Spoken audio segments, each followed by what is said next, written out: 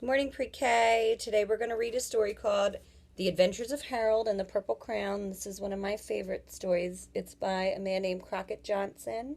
And this week you're going to be drawing in your weather journal, and Harold draws all of his stories, illustrations. So let's read it together.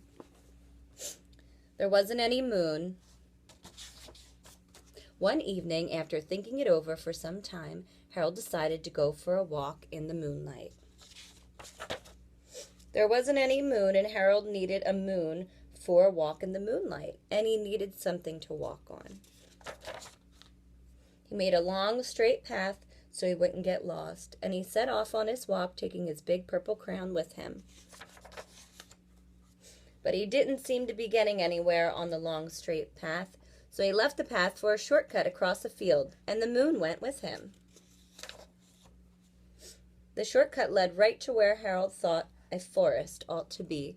He didn't want to get lost in the woods, so he made a very small forest with only one tree in it. It turned out to be, what do you think? An apple tree. The apples would be very tasty, Harold thought, when they got red. So he put a frightening dragon under the tree to guard the apples. It was a terribly frightening dragon. It even frightened Harold. He backed away. His hand holding the purple crown shook. Suddenly he realized what was happening, but by then Harold was over his head in an ocean. He came up thinking fast, and in no time he was climbing aboard a trim little boat.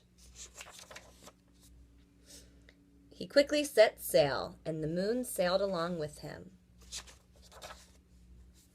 After he had sailed long enough, Harold made land without much trouble.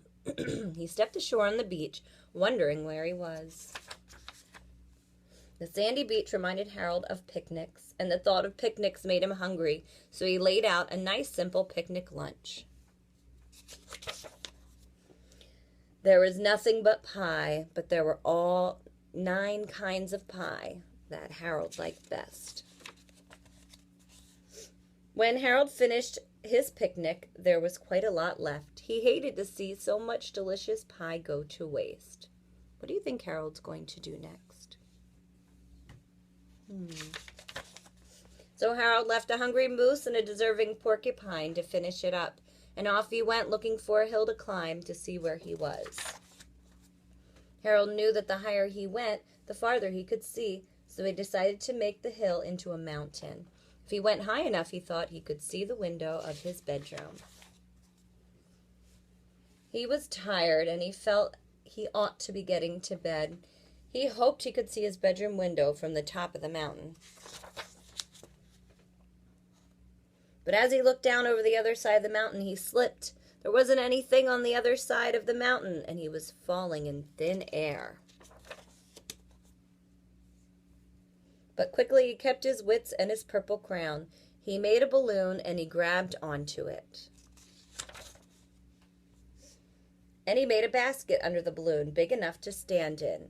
He had a fine view from the balloon, but he couldn't see his window. He couldn't even see a house. So he made a house with windows, and he landed the balloon on the grass in the front yard. None of the windows was his window. He tried to think of where his window ought to be. He made more windows. He made a building full of windows. This is my favorite part. He made lots of buildings full of windows. He made a whole city full of windows. Tell someone what this is. What are these? We learned about them. They're called skyscrapers. But none of his windows was his window. He couldn't even think where it might be. He decided to ask a policeman. The policeman pointed the way Harold was going anyway, but Harold thanked him. And he walked along with the moon, wishing he was in his room and in his bed. Then suddenly Harold remembered. He remembered where his bedroom window was when there was a moon. It was always right around the moon. And then Harold made his bed, And he got in it and he drew up the covers. The purple crayon dropped to the floor and Harold dropped off to sleep.